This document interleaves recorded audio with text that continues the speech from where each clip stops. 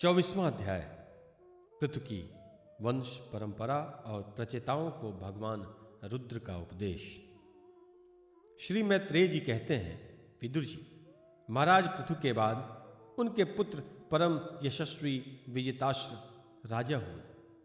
उनका अपने छोटे भाइयों पर बड़ा स्नेह था, इसलिए उन्होंने चारों को एक एक दिशा का अधिकार सौंप दिया। राजा विजिताश्व ने हर्यक्ष को पूर्व, धूम्रकेश को दक्षिण, वृक को पश्चिम और द्रविण को उत्तर दिशा का राज्य दिया। उन्होंने इंद्र से अंतर्धान होने की शक्ति प्राप्त की थी, इसलिए उन्हें अंतर्धान भी कहते थे। उनकी पत्नी का नाम शिखंडिनी था, उससे उनके 3 सुपुत्र हुए। उनके नाम पावक, पवमान और शुचि थे। पूर्व काल में वशिष्ठ जी का शाप होने से उपर्युक्त नाम के अग्नियोगों ने ही उनके रूप में जन्म लिया था। आगे चलकर योग मार्ग से ये फिर अग्निरूप हो गए। अंतर्धान के नभस्वती नाम की पत्नी से एक और पुत्र रत्न हविर्धान प्राप्त हुआ। महाराज अंतर्धान बड़े उदार पुरुष थे। जिस समय इंद्र उनके पिता के अश्वमेध यज्ञ का घोड़ा हर कर ले गए थे, उन्होंने पता लग जाने पर भी उनका वध नहीं किया था। राजा अंतर्धान ने कर लेना, दंड लेना, जुर्माना वसूल करना आदि कर्तव्यों को बड़े कठोर एवं दूसरों के लिए कष्टदायक समझकर एक दीर्घकालीन यज्ञ में दीक्षित होने के बहाने अपना राजकाज छोड़ दिया। यज्ञ कार्य में लगे रहने पर भी उन आत्मज्ञानी राजा भक्त भय भजन पूर्णतम परमात्मा की आराधना करके सुदृढ़ समाधि के द्वारा भगवान के दिव्य लोक को प्राप्त किया। विदुर जी, हविर्धान की पत्नी हविर्धानी ने वरिष्ठ गए शुक्ल, कृष्ण, सत्य और जितव्रत नाम के 6 पुत्र पैदा किए। कुरुश्रेष्ठ विदुर जी, इनमें हविर्धान के पुत्र महाभाग वरिष्ठ यज्ञादि कर्मकांड और योगाभ्यास में कुशल थे। उन्होंने प्रजापति का पद प्राप्त किया। उन्होंने एक स्थान के बाद दूसरे स्थानों में लगातार इतने यज्ञ किए कि यह सारी भूमि पूर्व की ओर अग्रभाग करके फैलाए हुए कुशों से पट गई थी। इसी से आगे चलकर वे प्राचीन वरही नाम से विख्यात हुए। राजा प्राचीन वरही ने ब्रह्मा जी के कहने से समुद्र की कन्या शतद्रुति से विवाह किया था। सर्वांग सुंदरी किशोरी शतद्रुति सुंदर वस्त्राभूषणों से सज धज कर विवाह मंडप में जब भांवर देने के लिए घूमने लगी, तब स्वयं अग्निदेव भी मोहित होकर उसे वैसे ही चाहने लगे जैसे शुकी को चाहा था।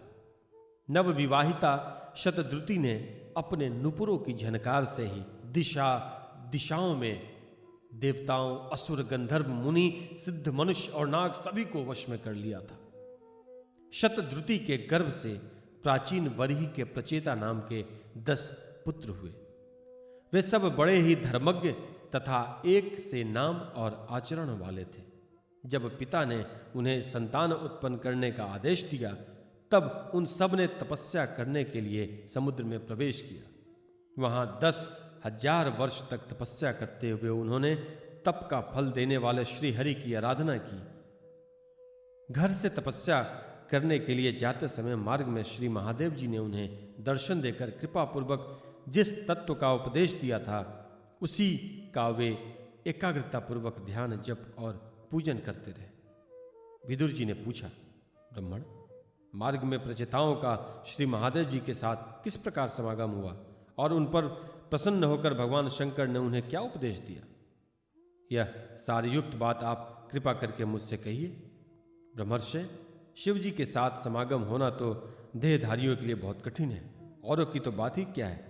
मुनिजन भी इस प्रकार की आसक्ति छोड़कर उन्हें पाने के लिए उनका निरंतर ध्यान ही किया करते हैं, किंतु सहज में पाते हैं।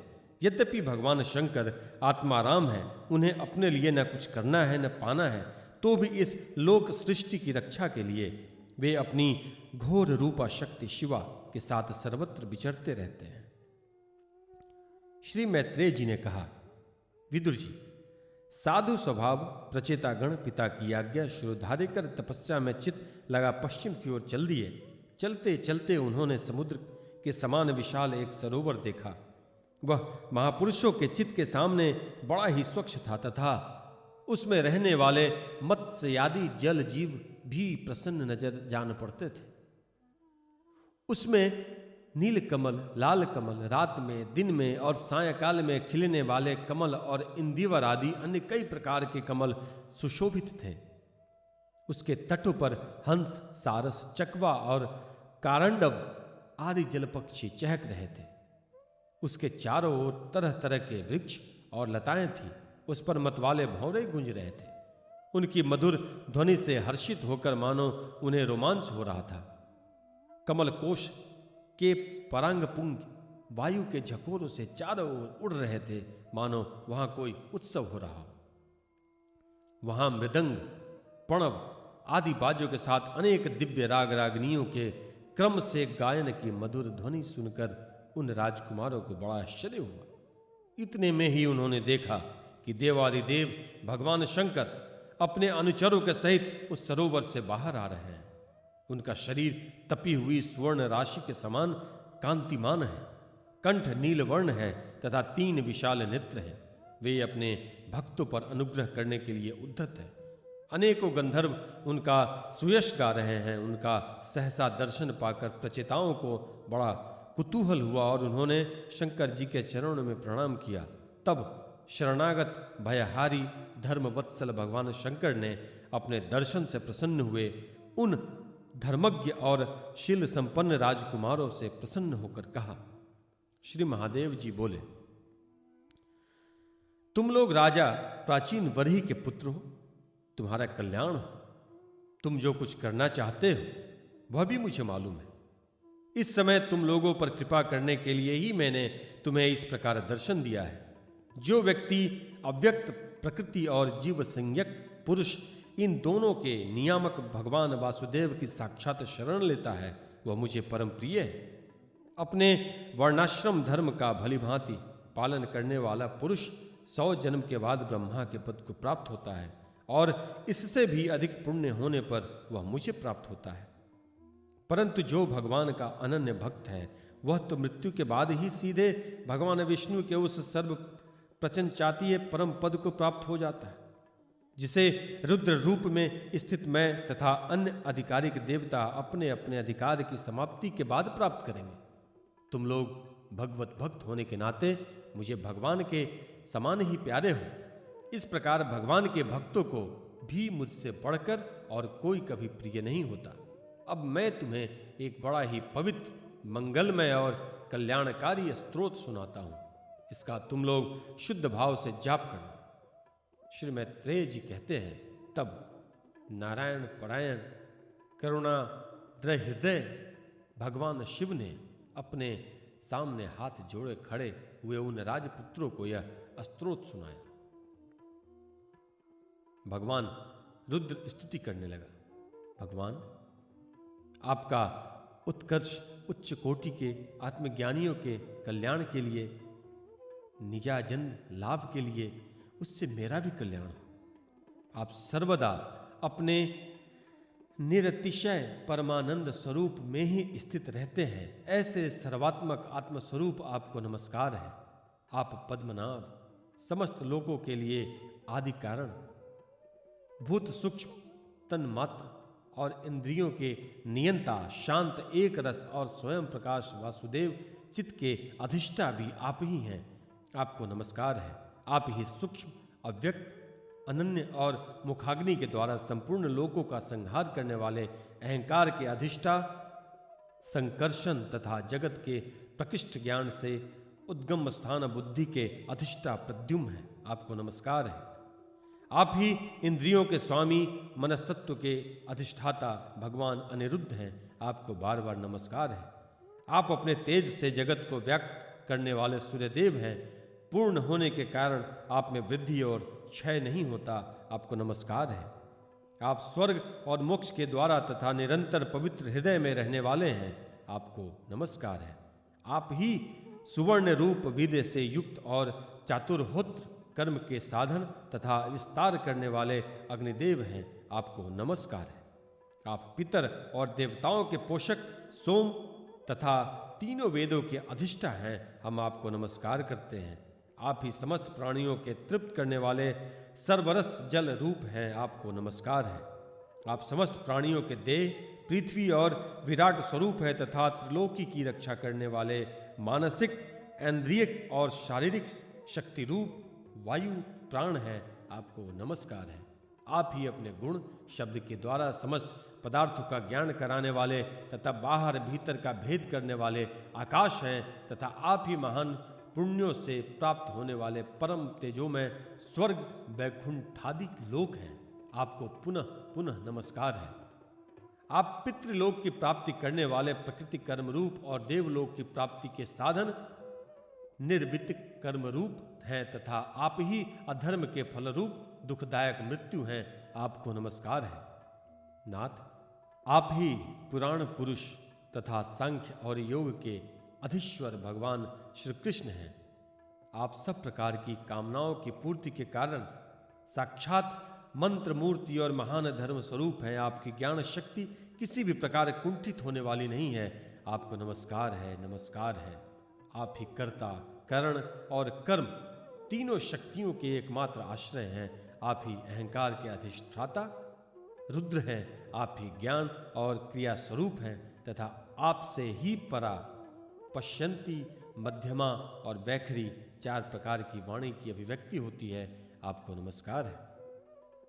प्रभु, हमें आपके दर्शनों की अभिलाषा है, अतः आपके भक्तजन जिसका पूजन करते हैं और जो आपके निज जनों को अत्यंत प्रिय हैं, अपने उस अनूप रूप की आप में हमें झांकी कराइए।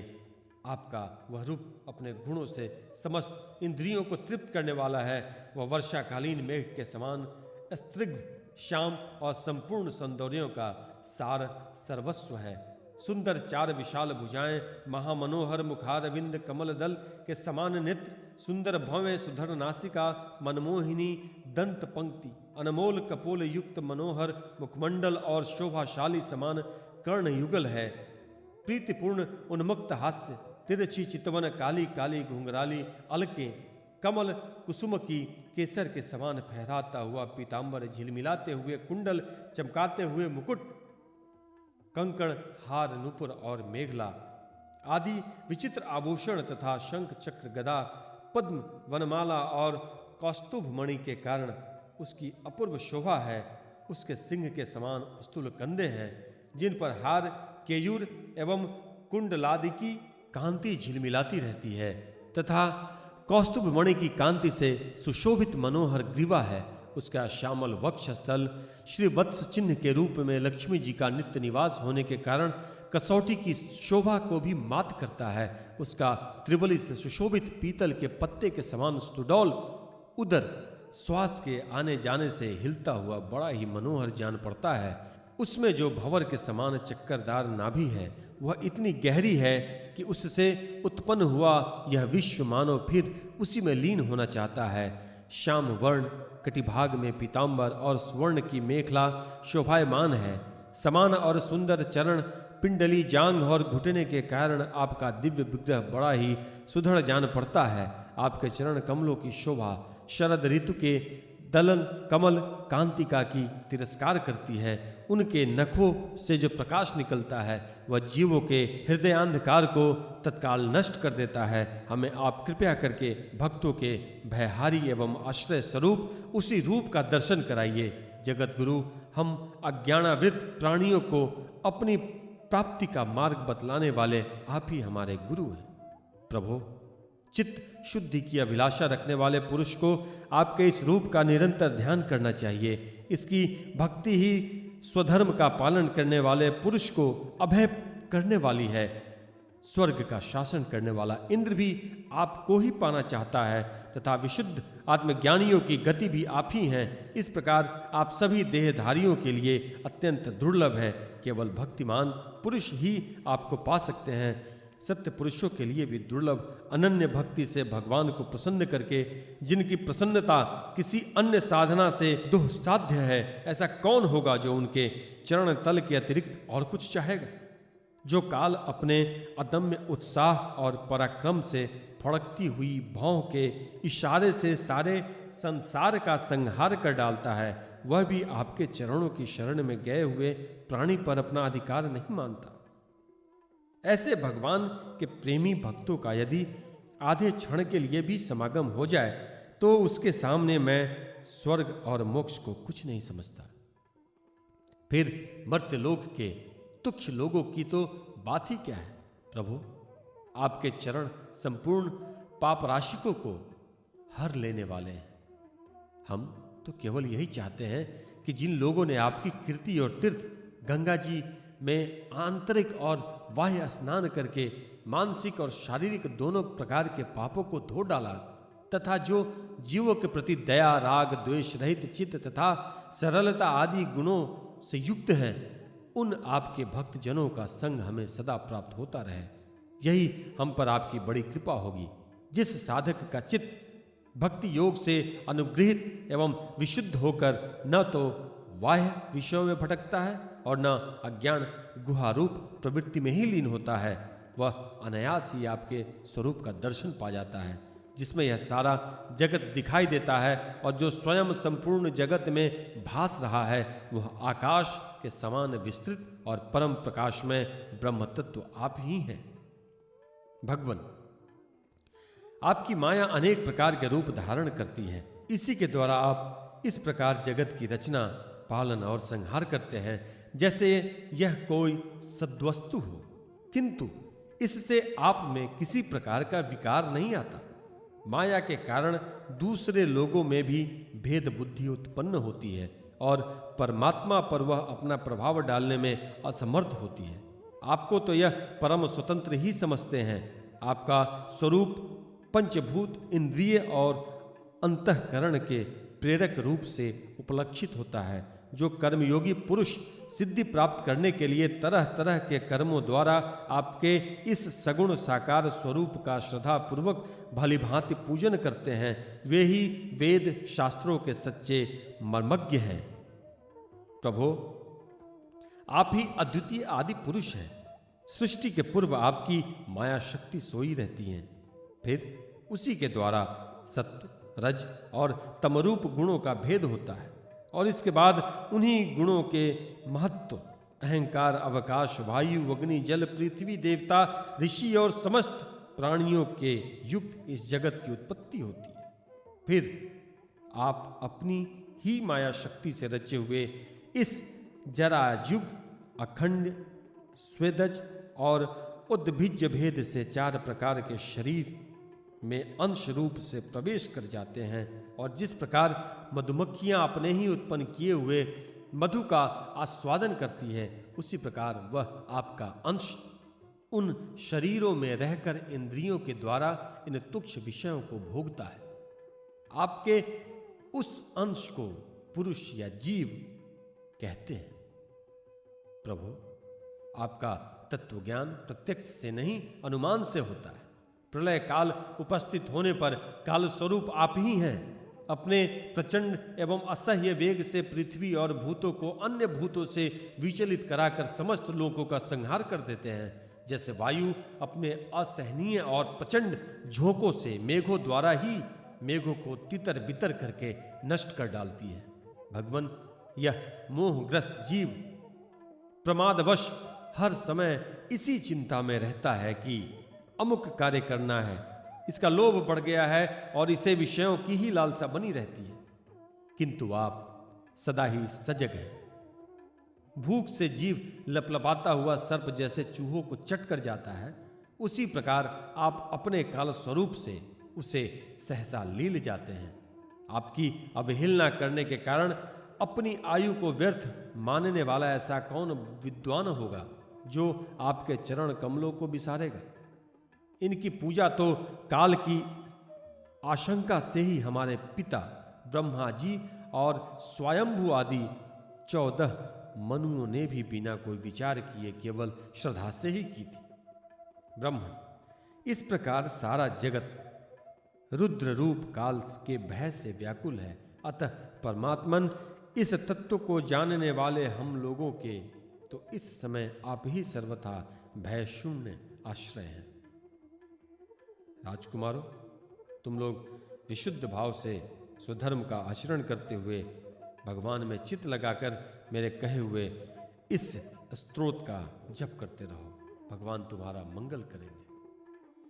तुम लोग अपने अंतःकरण में स्थित उस सर्वभूतांतर्यामी परमात्मा श्री हरि का ही बार बार स्तवन और चिंतन करते हुए पूजन करो। मैंने तुम्हें यह योगादेश नाम का स्तोत्र सुनाया है। तुम लोग इसे मन से धारण कर मुनि व्रत का आचरण करते हुए इसका एकाग्रता से आदर पूर्वक अभ्यास करो। यह स्तोत्र पूर्व काल में जगत विस्तार के इच्छुक प्रजापतियों के पति भगवान ब्रह्मा जी ने प्रजा उत्पन्न करने की इच्छा वाले हम भृगु और अपने पुत्रों को सुनाया था। जब हम प्रजापतियों को प्रजा का विस्तार करने की आज्ञा हुई, तब इसी के द्वारा हमने अपना अज्ञान निवृत्त करके अनेक प्रकार की प्रजा उत्पन्न की थी।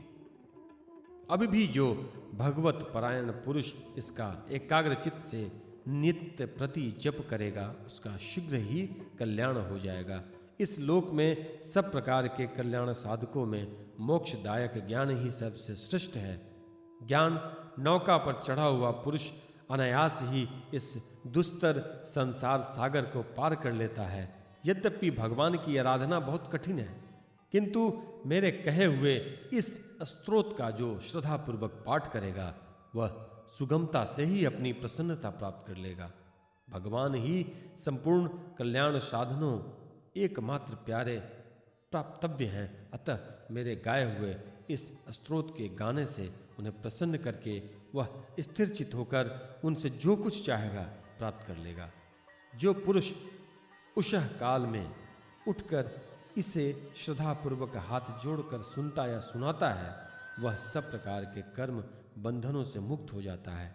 राजकुमारों, मैंने तुम्हें जो यह परम पुरुष परमात्मा का स्तोत्र सुनाया है, इसे एकाग्रचित्त से जपते हुए तुम महान तपस्या करो। तपस्या पूर्ण होने पर इसी से तुम्हें अभिष्ट फल प्राप्त हो जाएगा।